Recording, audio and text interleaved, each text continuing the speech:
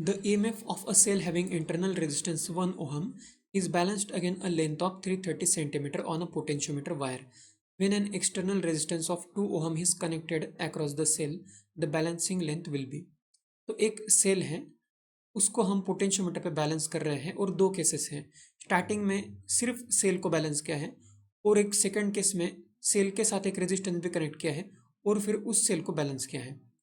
तो इसका मतलब है स्टार्टिंग में बस एक ये सेल होगा जिसका कुछ इंटरनल रेजिस्टेंस भी है जो दिया है यहाँ पे 1 ओहम, इसको बैलेंस किया है। और सेकंड केस में यही सेल जो है जिसका इंटरनल रेजिस्टेंस 1 ओहम है, इसको एक एक्सटर्नल रेजिस्टेंस भी ज्वाइन किया है 2 ओहम। तो इस तरह से ये एक्सटर्नल रेजिस्टेंस जो 2 ओहम ज्वाइन किया होगा। इस टाइप के क्वेश्चन में बहुत बार डायग्राम नहीं समझ में आता है, तो डायग्राम इसमें इस तरह से बनाएंगे, ये समझना है। इसका मतलब है कि ये जो सेल है इसको हमने इस तरह से ज्वाइन किया रेजिस्टेंस से, मतलब ऐसे ही ज्वाइन करते हैं। सेल को अगर हमें रेजिस्टेंस ज्वाइन करना है तो इसी तरह से ज्वाइन करेंगे। अब एक सर्किट ये बन जाएगा। अब ये सर्किट बनने के बाद इसमें ये जो ईएमएफ है या सेल है इसको हमने बैलेंस किया है, मतलब ये दो टर्मिनल जो है इन दोनों को हमने बैलेंस किया है। तो हमें लेंथ पता करना है कि सेकंड केस में कितना होगा। फर्स्ट केस में लेंथ तो दिया है जो है 330 सेंटीमीटर और सेकंड केस में लेंथ जो है वो कितना होगा, इसको L1 मानते हैं, इसको L2 मानते हैं, तो ये कितना होगा। इसका फॉर्मूला तो पोटेंशियोमीटर का बहुत फेमस है, वो ईजी होता है, पता होना चाहिए। इस तरह से होता है E1/A2 is equal to L1/L2, मतलब जितना भी EMF है उससे प्रोपोर्शनल होता है बैलेंसिंग लेंथ। तो हमें EMF का ही रेशियो एक तरह से देखना है तो ये लेंथ भी पता चल जाएगा। तो स्टार्टिंग के केस में जब हम बैलेंस करेंगे पोटेंशियोमीटर में तब इसमें कुछ करंट तो पास नहीं होगा, करंट तो जीरो होगा। मतलब इसका अगर पूरा डायग्राम हम देखेंगे तो इस तरह से होता है कि इसको एक गैल्वानोमीटर ज्वाइन करके यहाँ पे फिर ये जॉकी से जो पॉइंट है वो बैलेंस करते हैं। तो नल पॉइंट में क्या होता है कि करंट यहाँ पे जीरो हो जाता है। तो इसमें अगर हम पोटेंशियल डिफरेंस देखेंगे इसके अक्रॉस कितना होगा, इसका ईएमएफ हम ई अज्यूम करते हैं, ये जो सेल है इसका ईएमएफ ई है।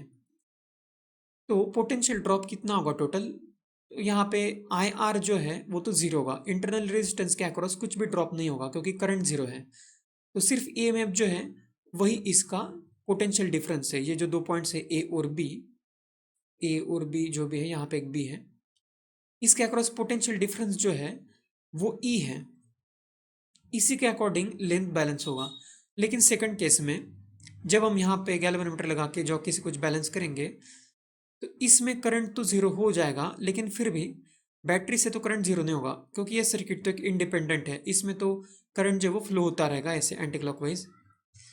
तो इस केस में ये जो दो पॉइंट्स है ए और बी, इनमें पोटेंशियल डिफरेंस जो वो सिर्फ ई नहीं रहेगा, उसमें आर का भी एक टर्म आएगा, तो वही हम कैलकुलेट करते हैं अब। तो ये कितना हो जाएगा, ए से अगर हम बी जाएंगे तो पोटेंशियल डिफरेंस क्या हो जाएगा ई, जैसे ए से अगर बी जाएंगे तो ई कम हो जाएगा और आई आर जो वो बढ़ जाएगा।